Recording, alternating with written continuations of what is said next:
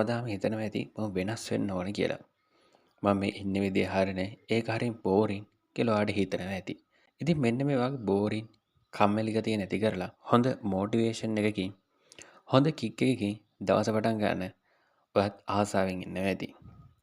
ඉතින් එහෙම දවස පටන් ගන්න වෙනස් කරගන්න ඕන දේවල් කිහිපයක් ගැන තමයි අද අපි කතා කරන්න යන්නේ. ඉතින් මේ දේවල් ටික කරොත් ඇත්තටම ඔයාලට පුළුවන් වෙනස් වෙන්න. ඔයා හිතන වෙනස ඔයා තුළ ඇති කරගන්න ඇත්තටම පුළුවන් වෙනවා. ඉතින් මේ වගේ වීඩියෝස් දිගටම බලන්න අපි සබස්ක්‍රයිබ් කරලා තියාගන්න. ඒ වගේම බෙල් අයිකන් එක ටික් කරලා තියාගන්න. ඉතින් මේ වීඩියෝ එක බලන්න ඕන කියලා ඔයා නතර වුණේ ඇත්තටම වෙනස් වෙන්න උවමනාවක් තියෙන නිසානේ. ඉතින් ඒකෙම වෙනවා ඔයා අනිත් අයට වඩා වෙනස් වෙන්න ඇත්තටම කැමති කෙනෙක්. ඒ වගේම වෙනස් වෙන්න හිතන කෙනෙක් කියලා. ඉතින් ඔයා ඇත්තටම වෙනස් කෙනෙක්. එහෙනම් අපි යමු ඔයා වෙනස් කරගන්න ඔයා කරගන්න ඕන දේවල් කිහිපයක් ගැන කතා කරන්න. ඒ අතරින් පළවෙනි එක තමයි ඇලාම් එකට නැගිටින්න. වෙනස් වෙන්න හිතන ඔයා මුලින්ම කරන්න ඕනේ ඔයා ඔයාගේ ඇලාම් එකට නැගිටින එක. ඉතින් මේක ඔයා හරිම විනයක් ඇතුව කරන්න ඕන දෙයක්. අද වෙනකොට හැමෝම වගේ ගොඩක් ආසාවෙම කරන දෙයක් තමයි ඇලාම් එක වැදීගෙන එනකොටම ඒක ස්නූස් කරන එක. ඉතින් එහෙම කරාම වෙන්නේ මොකක්ද දන්නවද? ඔයාට අර රෑ පුරාම තිබ්බ සුව නිින්දක් නැති වෙලා ඔයාගේ නිින්ද අකර්මණ්‍ය වෙන එක. ඉතින් ඔයා හිතනවා තව විනාඩි 5කින් නැගිටින්න, තව විනාඩි 10කින් නැගිටින්නම් කියලා ඔයාගේ ඇලාම් එක ස්නූස් කරනවා. අන්න ඒකෙන් වෙන්නේ ඔයා හිතන්නේවත් නැති විදිහට ඔයාගේ නිින්ද අකර්මණ්‍ය වෙන එක. ඒකෙන් ඔයාව විඩාවටපත් වෙන එක තමයි වෙන්නේ. ඉතින් ඒ නිසා ඔයා ආයෙ හැමදාම එකම වෙලාවකට නැගිටින්න පුරුදු වෙන්න. ඔයාගේ ඇලාම් එක වදිනකොටම ඔයා මොකද්ද කරන්න ඕනේ? ඔයා ඇඳින් නැගිටින එක. ඉතින් ආයෙ කවදාවත් ඔයාගේ ඇලාම් එක ස්නූස් කරන්න නම් එපා. ඉතින් එහෙම කරොත් ඔයා ඔයාගේ ජීවිතේ ළඟා කරගන්න ඉන්න ජයග්‍රහණ ගොඩක්ම ඔයාට නොදැනුවත්වම ඔයාගෙන් ඈත් වෙන්න පුළුවන්. ඒ නිසා ආයෙ හැමදාම ඇලාම් එකට නැගිටින්න හොඳ පුරුද්දක් ඔයාගේ ජීවිතේ ඇති කරගන්න. එහෙනම් අපි යමු අපේ දෙවෙනි කරුණට. ඉතින් මේකෙදි මම ඔයාලට මතක් කරන්නේ උදේ නැගිට ගම හොඳ සිසිල් වතුර වීදුරක් බොන්න කියලා. වතුර බොන එක පුද්ගල ජීවිතේට ඉතාමත් වටින දෙයක් කියලා ඔයා දැනටමත් දන්නවනේ. ඒ අතරිනුත් උදේට වතුර බොන එක නම් ගොඩක්ම වැදගත් දෙයක්. ඔයා නැගිට ගම තේ එකක්, කෝපි එකක් බොන කෙනෙක් නම් මේ පුරුද්ද අනිවාර්යයෙන්ම ඇති කරගන්න. මොකද ඔයාගේ ඇඟ රාත්‍රී කාලය පුරාවටම ඒ කියන්නේ ඔයා පැය 6ක් 8ක් වගේ කාලයක් නිදා ගන්නවා නම් ඒ කාලය පුරාම කිසිම ආහාරයක් නැතුව ඔයාගේ ඇඟ විචලනය වෙලා තියෙන්නේ. අන්න ඒ විචලනය වෙලා තියෙන ඇඟට ඔයා උදේම සිසිල් වතුර වීදුරක් බීපු ගමන් ඔයාගේ සියලුම ඉන්ද්‍රියන් ක්‍රියාත්මක වෙන්න ගන්නවා.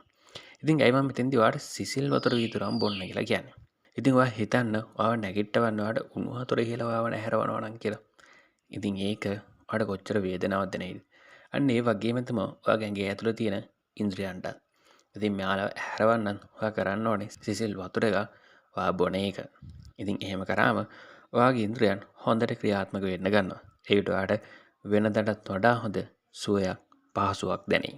ඉතින් ඊළඟ කරුණ විදිහට මම ඔයාලට අරගෙන එන්නේ ශරීරයේ ඇදෙන ව්‍යායාම ටිකක් කරන්න කියලා. ඉතින් මෙතෙන්දි මම අදහස් කරන්නේ ඔයා ජිම් එකකට ගිහින් එක්සර්සයිස් කරනවා වගේ ලොකු වර්ක්අවුට් ප්ලෑන් එකක් කරන්න ඕනේ කියන එක. ඉතින් මෙතෙන්දි ඔයා කරන්න ඕන ඔයා උදේ නැගිට්ටට පස්සේ පොඩි ස්ට්‍රෙචින් එක්සර්සයිස් ටිකක් කරගන්න එක. ඉතින් මේකෙන් ඔයාගේ ඇඟේ තද වෙලා තියෙන, හිර වෙලා වගේ තියෙන මාංශ පේශි ලිහිල් වෙන්න ගන්නවා. ඉතින් ඔයා නැගිටිනකොට ඔයාගේ ඇඟ නිකන් හිර වෙලා මලානික වෙලා වගේ නම් තියෙන්නේ. මෙන්න මේ පොඩි ස්ට්‍රෙචින් එක්සර්සයිස් ටිකක් කරාම ඔයාගේ ඇඟ හොඳටම ආපහු ක්‍රියාත්මක තත්ත්වයටපත් වෙනවා. ඉතින් අද ඉඳලා ඔයා පුරුද්දක් ඇති කරගන්න නැගිට ගමන් මෙන්න මේ වගේ ශරීරයේ ඇදෙන පොඩි පොඩි ක්‍රියාකාරකම් ටිකක් කරන්න. ඉතින් මේක විනාඩි 5ක් වගේ කරත් ඇත්තටම ඔයාට වැදගත් වෙනවා. ඉතින් මේකෙන් ඔයාගේ ඇඟ ලිහිල් වෙලා රුධිර ප්‍රවාහනය වැඩි කරගන්න ලොකු පහසුවක් වෙනවා. ඊළඟ විදිහට මම ඔයාලට අරගෙන එන්නේ ගැඹුරින් හුස්ම ගැනීම හෝ භාවනා කිරීම. ඉතින් ඔයා හොඳින්ටම දන්න දෙයක් තමයි භාවනා කරන එක නම් කොච්චර අපිට වැදගත් වෙනවද කියන එක.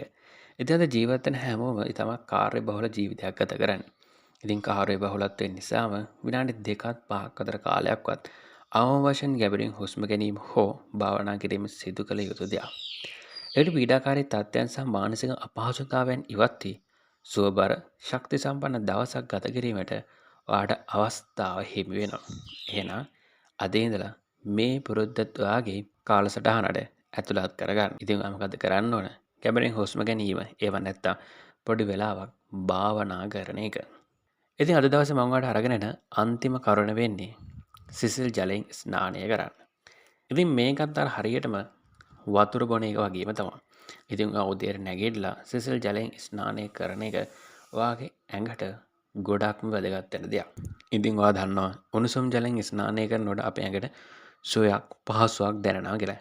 හැබැයි ඊට වඩා හාත්පසින්ම වෙනස් දෙයක් තමයි ඔයා උදේට සිසිල් ජලයෙන් ස්නානය කරන එකෙන් සිද්ධ වෙන්නේ. ඉතින් සිසිල් ජලයෙන් ස්නානය කළ විට ඔයාගේ ස්නායු පද්ධතිය ක්‍රියාත්මකින් රුධිර සංසරණය වේගවත්ව සිදු වෙනවා. ඒ නිසා මේ ඉතාමත් වැදගත් දෙයක්. ඉතින් ඔන්න ඔය කියන සරල කරුණු පහ තමයි අද අපි කතා කරන්නේ. මම ආයෙ මතක් කරලා දෙන්නම් අපි කතා කරපු කරුණු ටික. ඉතින් මම මුලින්ම මතක් කරා ඔයා ඇලාම් එකට නැගිටින්න කියන එක. ඊළඟට අපි දෙවෙනි කරුණ විදිහට කතා කරේ නැගිට්ට ගමන් හොඳ වතුර වීදුරක් බොන්න. තුන්වෙනි කරුණ විදිහට අපි කතා කරා ශරීරයේ ඇදෙන ව්‍යායාම ටිකක් කරගන්න කියලා. හතරවෙනිට අපි කතා කරේ ගැඹුරින් හුස්ම ගැනීම හෝ භාවනා කිරීම. අන්තිමට අපි කතා කරා සිසිල් ජලයෙන් ස්නානය කරන්න කියලා. ඉතින් මෙන්න මේ කරුණ ටික ඔයා කරොත් නම් අනිවාර්යෙන්ම ඔයාගේ ජීවිතේ වෙනසක් කරගන්න ඔයාට හැකියාව ලැබෙනවා. ඉතින් ඔයාට තේරෙන මේ කරුණු පහ කිසිම අමාරුවකින් තොරවම ඔයාගේ ජීවිතේට එකතු කරගන්න පුළුවන් දේවල් කියලා. ඒ නිසා අනිත් අයට වඩා වෙනස් වෙන්න හිතන ඔයා මේ දේවල් පහ කරලා බලන්න. ඇත්තටම ඔයාගේ ජීවිතේ වෙනසක් වෙයි. වෙනතට වඩා ඔයාට ක්‍රියාශීලීව වැඩ කරන්න පුළුවන් වෙයි. ඔයාගේ ලොකු ලොකු ජයග්‍රහණ වලට යන්න මේ පුංචි දේවල් පහ වෙනස් කරන්න බලන්න. ඒක ඔයාගේ ලොකු ජයග්‍රහණ වලට ලොකු සහයක් වෙනවා අනිවාර්යයෙන්ම. ඉතින් මේ වගේම ඔයාගේ ජීවිතේට ගොඩක් වැදගත් වෙන තවත් වීඩියෝ එකකින් හමු වෙනකම් ඔයාට ජයග්‍රාහී දවසක්.